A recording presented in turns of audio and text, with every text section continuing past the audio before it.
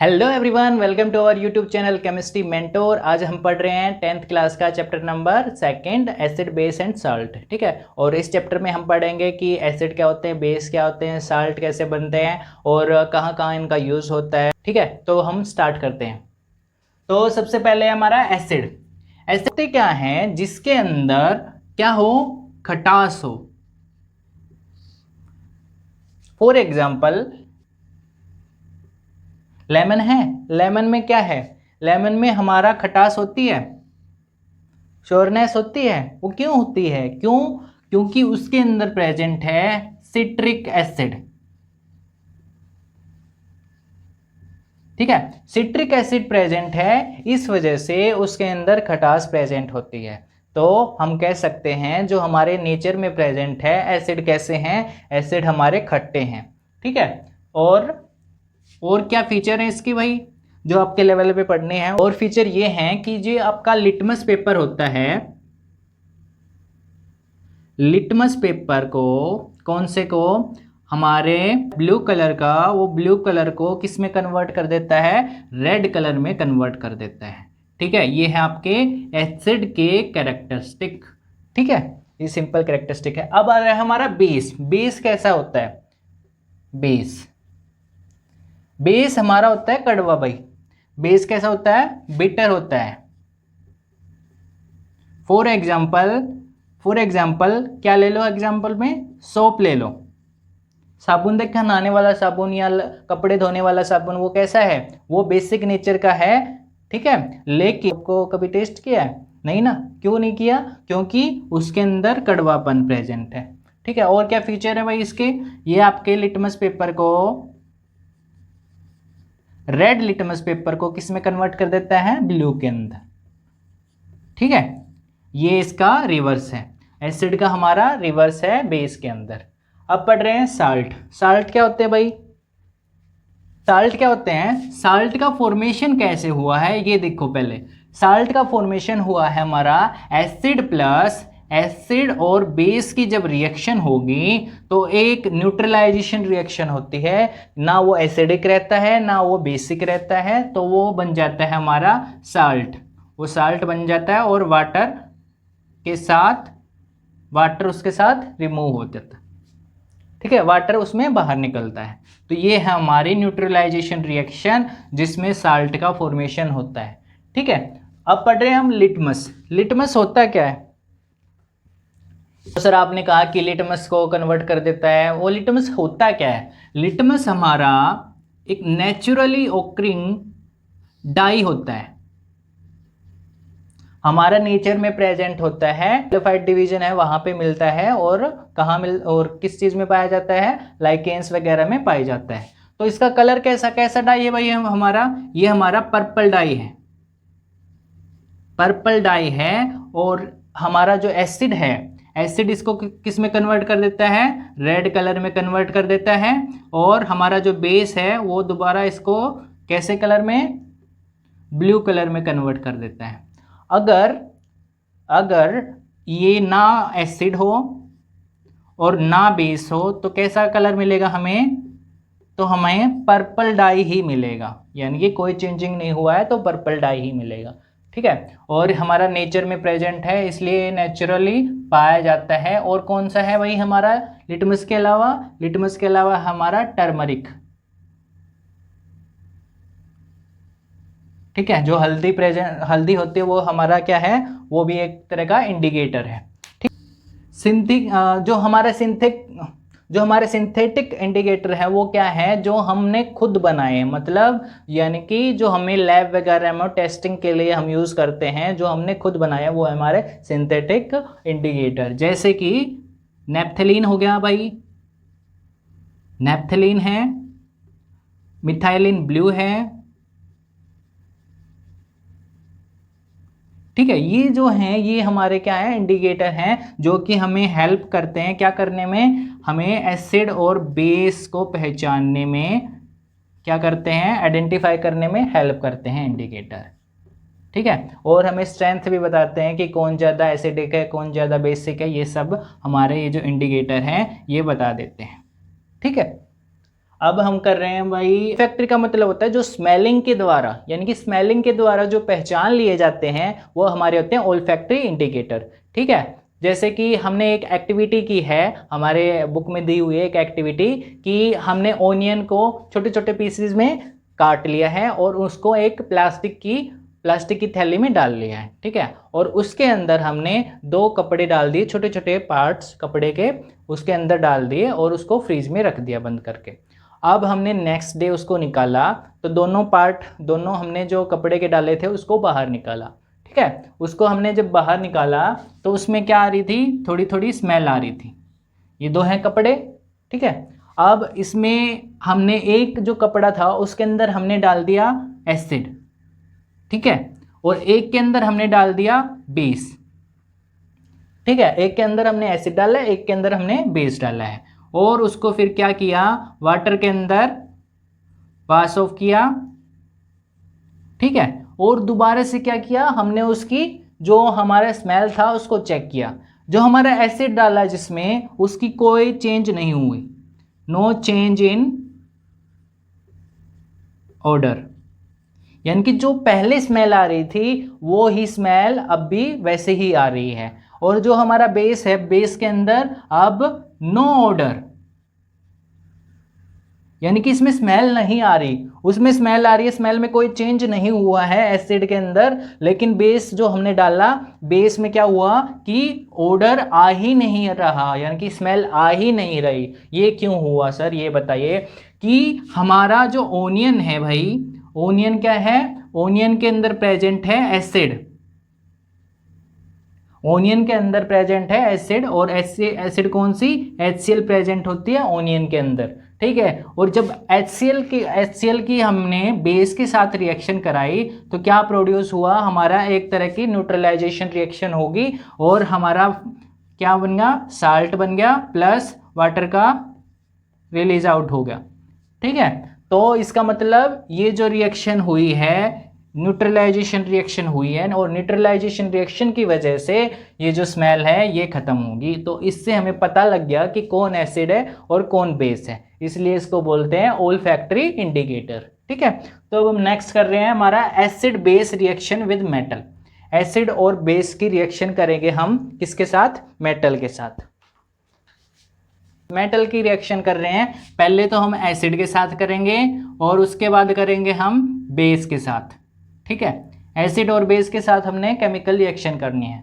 तो हमारा जो एसिड है, जब हमने किसी भी मेटल के साथ, मान लो Na के साथ हमने एसिड का रिएक्शन की, Na प्लस HCl, तो क्या रिजल्ट आया हमारा, क्या रिजल्ट आएगा, जो हमारा Na है वो क्लोरीन के साथ NaCl बना देगा, साल्ट बना देगा, प्लस जो ये हाइड्रोजन है, हाइड्रोजन गैस रिलीज आउट होगी।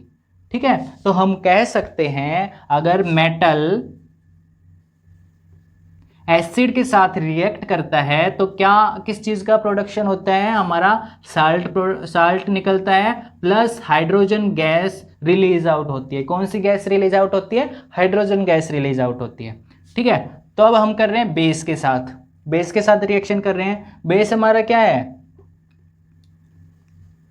Na के साथ, सॉरी जिंक के साथ करते हैं, जिंक जो हमारे एक्सपेरिमेंट उसमें दिया हुआ है, जिंक प्लस NaOH। ठीक है, तो क्या बनेगा, Na2ZnO2 प्लस हाइड्रोजन गैस। तो हमारा क्या प्रोड्यूस हुआ, जब हमने जिंक के साथ रिएक्शन की जब हमने NaOH की रिएक्शन की जिंक के साथ, तो हमारा क्या बन गया, हमारा सोडियम जिंकेट बन गया।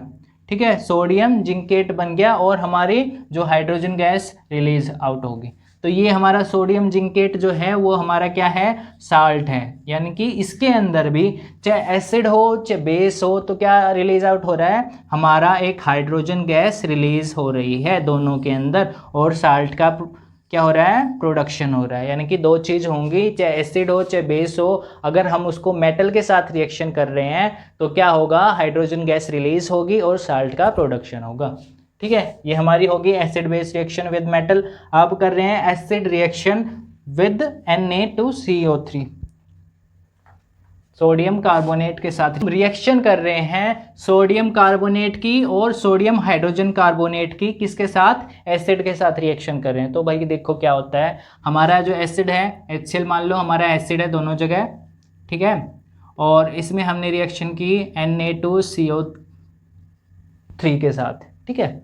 और इसमें क्या बना हमारा, एक तो बनेगा NaCl और हमारी क्या निकलेगी, एक कार्बन डाइऑक्साइड गैस निकलेगी और क्या रह गया हमारा,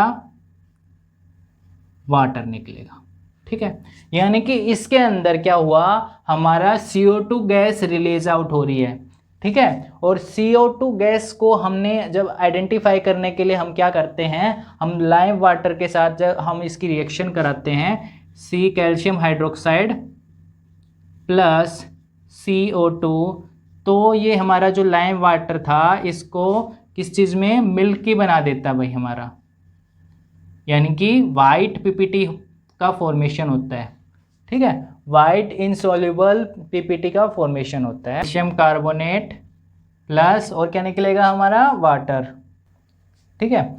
अब हम रिएक्शन कर रहे हैं सोडियम हाइड्रोजन कार्बोनेट के साथ प्लस NaCl की NaHCO3, तो इसके अंदर क्या निकलेगा भाई हमारा, NaCl ही निकलेगा प्लस CO2 बाहर निकलेगी प्लस वाटर बाहर निकलेगा, ठीक है। यानी कि इसके अंदर भी क्या हुआ, इसके अंदर भी हमारी एक गैस रिलीज आउट हो रही है, वो हमारी है कार्बन डाइऑक्साइड, ठीक है। और कार्बन डाइऑक्साइड को आइडेंटिफाई करने के लिए हम क्या करते हैं, लाइम वाटर के साथ उसकी रिएक्शन करते हैं, ठीक है। और वो जो हमारा लाइम वाटर है वो कैसा हो जाता है, मिल्की हो जाता है। और एक और चीज़ है, अगर हम ज़्यादा देर तक CO2 को रखेंगे तो हमारा जो लाइम वाटर है वो क्या हो जाएगा, वो मिल्की में कन्वर्ट एक बार होगा, उसके बाद क्या होगा, वो ख़त्म हो जाएगा, डिसअपेयर होगा, यानी कि सोल्यूबल हो जाएगा वाटर के अंदर, और जो हमारा मिल्की कलर आ रहा है वो ख़त्म हो जाएगा अगर ज़्यादा देर तक CO2 रहेगी तो, ठीक। कर रहे हैं reaction of acid and base, यानी कि एसिड एंड बेस का रिएक्शन जब कराएंगे तो क्या करेंगे, एसिड प्लस बेस, तो क्या किस चीज़ का फॉर्मेशन होगा, ये तो 2-3 बार हो चुका है, साल्ट का फॉर्मेशन होगा। कौन सी रिएक्शन है, न्यूट्रलाइजेशन रिएक्शन है, प्लस वाटर का फॉर्मेशन होगा, ठीक है। For example HCl plus NaOH, तो किस चीज़ का फॉर्मेशन हुआ हमारा, NaCl प्लस वाटर, ठीक है। ये कौन सी रिएक्शन, न्यूट्रलाइजेशन रिएक्शन है, जिसमें लास्ट में जो हमारा साल्ट जो बचता है वो क्या है, न्यूट्रल है, यानी कि इसके अंदर ना एसिडिक के करैक्टर है ना बेसिक के करैक्टर हैं अब, ठीक है। तो अब हमारा रह गए हैं acid reaction with metallic oxide और नॉन मेटलिक ऑक्साइड, ये भी करते हैं अभी, रुको। तो अब हम कर रहे हैं मेटलिक ऑक्साइड के साथ रिएक्शन और नॉन मेटलिक ऑक्साइड के साथ रिएक्शन। तो हमारा जो मेटलिक ऑक्साइड है बनता कैसे है, मेटल जब ऑक्सीजन के साथ रिएक्शन करता है तो क्या बनाएगा, मेटल ऑक्साइड बनाएगा, ठीक है। For example MgO plus MgO के साथ जब हमने रिएक्शन की, किसके साथ, एसिड के साथ प्लस HCl, तो किस चीज़ का फॉर्मेशन हुआ, MgCl2 प्लस वाटर, ठीक है। जो हमारा MgCl2 है वो क्या है, साल्ट है, और हमारा जो वाटर है वो क्या है, वाटर जो बाहर निकला है। तो ये कौन सी रिएक्शन आ रही है, हमारी न्यूट्रलाइजेशन रिएक्शन आ रही है। तो इस चीज़ से हम कह सकते हैं जो हमारा मेटलिक ऑक्साइड है वो कैसे हैं, बेसिक नेचर के हैं। क्यों सर ये बेसिक नेचर के क्यों है, क्योंकि हमने एसिड की रिएक्शन करवाई है मेटलिक ऑक्साइड के साथ, और हमारी जो न्यूट्रलाइजेशन रिएक्शन थी उसमें क्या था, बेस की जब रिएक्शन एसिड के साथ होती है तब फॉर्मेशन होता है साल्ट प्लस वाटर का। तो यहाँ पे हम मान सकते हैं जो हमने मेटलिक ऑक्साइड ली है वो कैसे नेचर का है, बेसिक नेचर का है, ठीक है। अब हम कर रहे हैं नॉन मेटलिक ऑक्साइड का। नॉन मेटलिक ऑक्साइड कौन से हैं भाई हमारे,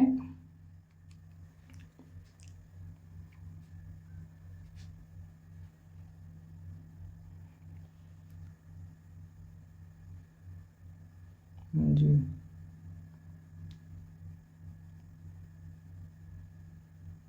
तो नॉन मेटलिक ऑक्साइड का ले रहे हैं। जब हमारे नॉन मेटलिक ऑक्साइड का होगा, मान लो CO2 प्लस NaOH के साथ रिएक्शन है, तो किस चीज़ का फॉर्मेशन होगा? Na2CO3 plus water. ठीक है, ये क्या है हमारा? सोडियम कार्बोनेट क्या है? एक तरह का साल्ट है, सोडियम कार्बोनेट है ये। ठीक है, एक तरह का क्या है? साल्ट है। और किस चीज़ का फॉर्मेशन हो रहा है? वाटर का। तो हम कह सकते हैं जो हमारा जो CO2 है, CO2 एसिडिक नेचर का होता है, ठीक है, और NaOH के साथ रिएक्शन के है, तो हम कह सकते हैं जो नॉन मेटलिक ऑक्साइड होते हैं वो कैसे हैं? Acidic in nature.